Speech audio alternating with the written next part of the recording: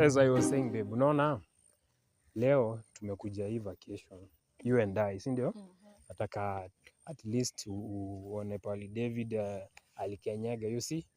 Najaribu tu kuwa yani nikuwa somebody mwenye anaweza kuonyesha place yenye hujaifika, nikupeleke place far. Unaona sasa kama hapa leo pali tuko. Hapa sasa ndio King David alifanywa king, yani walipatana na that guy alikuwa anaitwa nani huyo mrefu huyo? Bas Goliath. Huyo kijana mrefu huyo, mimi namuitanga kijana mrefu kwa sababu alikuwa mrefu kuniliko. So unaona sasa kama hapa sasa ndio na huyo jamaa alisimama, unaona? Sasa alikuwa amesimama huko, sasa David yako huko. Anamwambia wewe simama huko na kutaka nikupige. Anarusha mawe. Sasa mawe ilitoka from there to here. Kamgonga akaanguka the other side, unaona?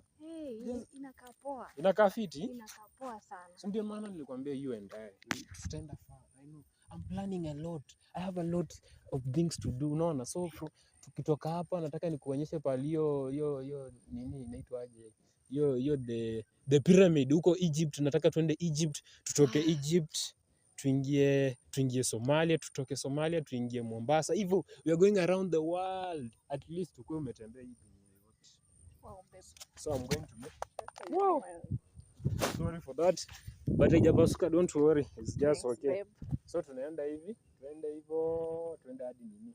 Tuende tuingie pale kwa hiyo port pale tulikuwa tumepaka vitu zetu, and then we can call it a day. So, and then babe, let me ask you a question.